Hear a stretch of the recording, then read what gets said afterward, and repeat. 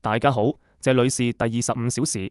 今天是2026年1月5日，周一亞盤現貨黃金直接跳空高開，一根大陽線旱地拔衝，價格瞬間突破$4400的關口。現在的市場可以說是一片沸騰，90%的人都在喊打仗了，第三次世界大戰要來了，黃金要上5000了，滿倉乾。這種腎上腺素飆升的感覺，我太熟悉了。每一次地緣危機爆發的第一天，散戶的狀態都是這樣的興奮、焦慮，唯恐錯過這所謂的潑天富貴。但是我現在不是激動，而是恐懼。我恐懼的不是黃金漲不上去，而是恐懼大家正在打一場極度複雜的立體戰爭。簡單理解成了大炮一響，黃金萬兩的單線條遊戲。如果你現在正準備進去追漲，或者你覺得只要買了黃金就能躺贏，那我必須先給你潑一盆冷水，哪怕會讓你不舒服。我也要說，你看到的所謂避險行情，極有可能是一個精心設計的流動性陷阱。這次委內瑞拉的戰火絕不是黃金單邊牛市的發令槍，而是一個殘酷的3級火箭。它的劇本是先利用慣性誘多，再利用現實殺空，最後才是在廢墟之上建立真正的長牛。今天這期內容渣門不聊虛的，我要帶你看懂中間那個殺空的邏輯。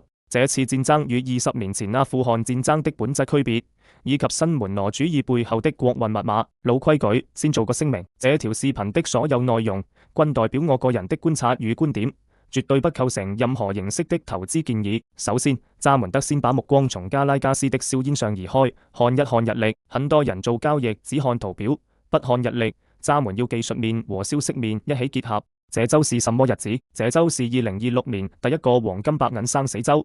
全球最大的商品指數彭博商品指數年度再平衡的前夜，這就要說到我今天要講的第一個反直覺邏輯。為什麼戰爭爆發的時間點會如此巧合？大家都知道，2025年對於貴金屬來說是史詩級的一年，黃金漲了60%多，白銀更是翻倍。在你們眼裏，這是大牛市，是好事，但是在龐大的被動指數基金眼裏，這簡直就是一場災難。為什麼？因為全球有超過1000億美元的被動資金是死跟蹤 Bitcoin 指數的。這個指數有一個不可撼動的鐵律，就是每年1月要進行權重的強制再平衡。簡單解釋一下這個機制：假設指數規定黃金的權重只能佔15%，但因為去年金價漲得太猛，現在黃金在基金裏的市值佔比可能已經膨脹到了20%，那怎麼辦？基金經理沒有主觀判斷權。規則要求他們必須在規定的時間窗口內，那就是本週四1月8日到下週三1月14日這5個交易日裏，機械地、無腦地買出多餘的黃金和白銀，然後買入那些跌得慘的農產品或者工業金屬，把比例強行調回去。這是一張名牌，這是一張全世界頂級機構都知道的名牌。這意味着在接下來的幾天裏，會有幾十億甚至上百億美元的死錢必須砸向黃金市場。那麼問題來了。如果你是華爾街頂級的對沖基金經理，或者是掌握着高頻算法的量化巨頭，你知道過幾天會有幾百億的拋壓要出來，你會怎麼做？你會傻傻地等到那一天去接飛刀嗎？當然不會，你會做一件事，搶跑。你會利用一切可以利用的利好消息，在拋壓到來之前，拼命把價格推高，製造出一種供不應求的假象，吸引散戶進場接盤，然後你正好借着散戶洶湧的買盤，把你手裏囤積的多單在高位派發給他們。甚至反手建立巨額空單，等着過幾天那幫指數基金不得不砸盤的時候，你再從容獲利。現在你們再回頭看看今天這個所謂的因委內瑞拉危機而爆發的上漲，是不是覺得背脊發涼？在這個節骨眼上，美國發動了絕對決心行動。對於華爾街的資本來說，沒有比戰爭更好的掩護了。戰爭能瞬間激發人類最原始的恐懼和貪婪，讓大量的散戶資金不計成本地湧入市場。這些湧入的散戶資金在機構眼裏有一個名字，叫做最好的流動性。如果沒有這場戰爭，金價在$4400這種歷史高位，機構想出貨是非常困難的，因為買盤不夠厚，一砸就崩。但現在感謝馬杜羅，感謝美軍的導彈，買盤堆積如山，機構正好可以在$4400上方從容地換手。所以你以為你在買避險，其實你在充當接盤俠；你以為你在跟着美軍的節奏走，其實你在轉進量化基金為你編織的籠子裏。講完了資金面的陰謀，我們再來聊聊基本面的陽謀。可能有朋友會不服氣，就算有拋壓，但打仗畢竟是實打實的利好啊！戰爭意味着燒錢，意味着通脹，意味着避險，這邏輯錯不了吧？這個邏輯在教科書上沒錯，但在今天的現實裏，他大錯特錯，因為你們犯了一個致命的錯誤，你們把2026年的委內瑞拉戰爭等同於了2001年的阿富汗戰爭，這是我要講的第二個核心邏輯。這場戰爭的性質變了，它對黃金的影響將呈現出先多後空再多的複雜態勢。為什麼會先多？因為慣性，大家看到打仗就買，這是第一反應，所以今天漲了。那為什麼緊接着會空？這才是關鍵。回想一下，當年美國打阿富汗、打伊拉克，那是擴張戰略，那是長達20年的泥潭。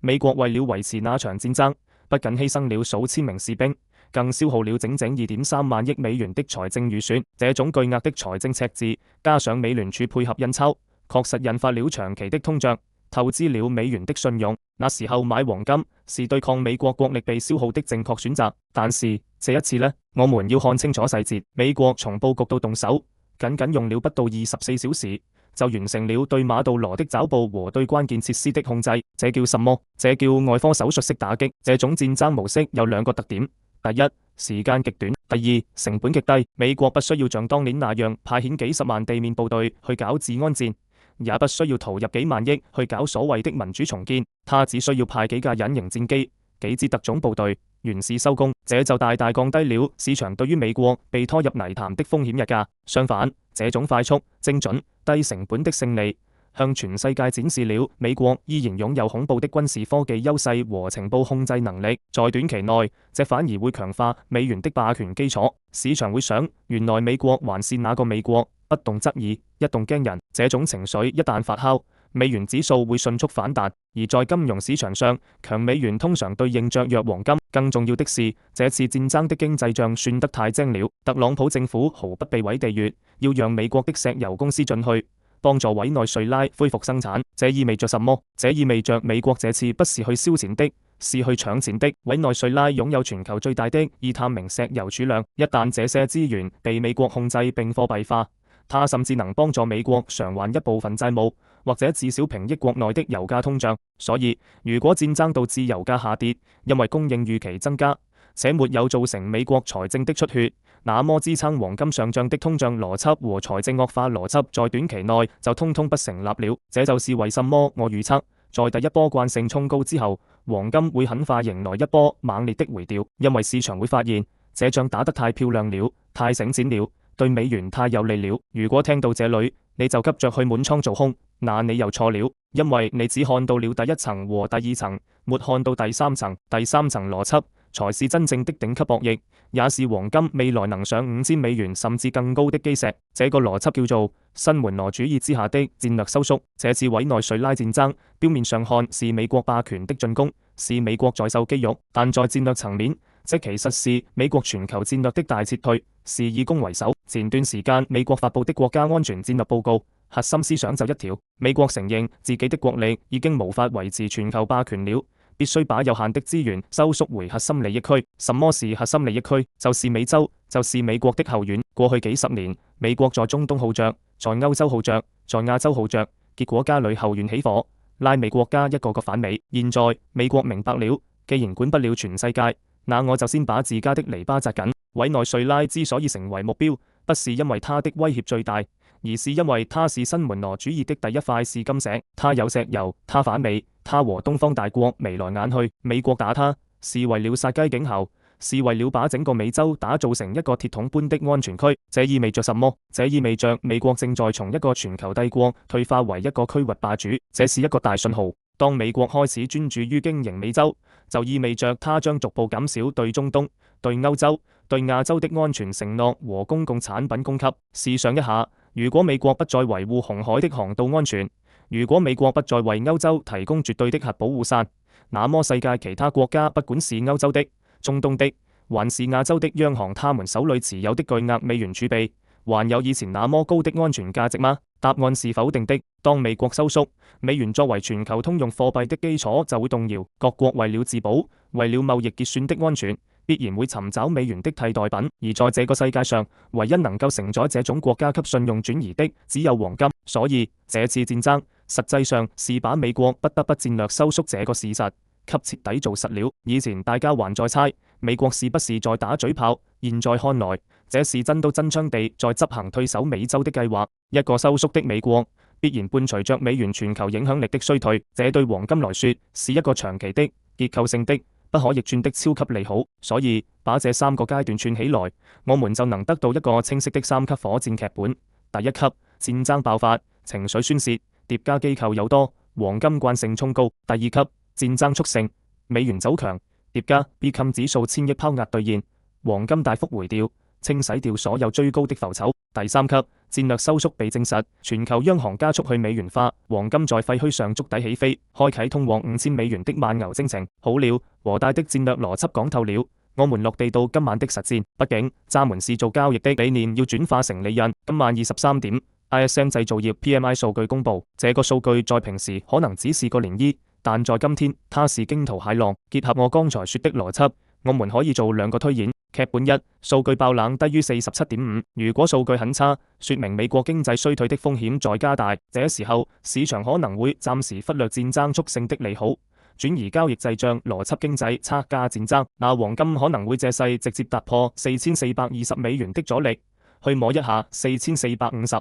如果是這樣，空頭要小心，別硬抗，等更高位置再進場。劇本二，數據超預期高於49或重回50，這是我比較傾向，也是風險最大的劇本。如果數據好，說明美國經濟韌性強，這時候戰爭促成加經濟強勁加 Beckham 拋壓，三座大山會同時壓下來，華爾街會高喊利好出盡，金價極有可能會出現斷頭顫刀式的下跌，直接去回補今天早上留下的4370附近的缺口，甚至更低。關鍵點為提醒，上方死穴4417到$4420，這裏是斐波那契擴展位和前期高點的共振鈎，在這個位置你們要特別小心假突破。如果價格衝到這裏，但盤口買單變薄，或者原油價格依然趴在地上不動，那就是機構在利用最後的消息有多。這裏是激進交易者嘗試博弈第二級回調的最佳追擊點，多頭命線是$4360，只要還在4360上面，多頭就還有一口氣，還可以說是強勢震盪。4320到$4350是黃金行。如果本周因為 Beckham 拋壓跌到了這裏，大家千萬別恐慌，這裏是今天早上的缺口起點，也是未來第三級長牛的最佳上車點。如果能給到這個位置，這就是市場送給你的戰略收縮紅利。另外，大家還要盯着一個指標 COMEX 黃金的遠期升水。如果現貨漲得很兇，但遠期合約價格沒怎麼動，這種期現背離就說明聰明錢認為戰爭影響是短期的，那時候更是大膽看空短線的信號。最後，我想送給大家一段話，在這個市場上最危險的不是你什麼都不知道，而是你只知道一半，你只看到了委內瑞拉的炮火，卻沒看到華爾街日曆上這個滴答作響的再平衡倒計時，你只看到了美國霸權的再一次出擊，卻沒看到這是帝國夕陽下為了守住後院而做出的無奈收縮。這次黃金的行情注定是一場殘酷的絞肉機，他會先用暴漲獎勵那些衝動的賭徒，然後再用暴跌懲罰那些盲目的信徒，最後把真正的財富留給那些看懂了時代洪流的智者。不要試圖去接下落的飛刀，也不要在這個充滿誘惑的高位去當最後的接盤俠，耐心地等待那個先多後空之後的再多，那時候才是我們真正從倉出擊的時刻。保持理性，在這個充滿噪音的世界裏，讓我們只聽見邏輯的聲音。我們下期見。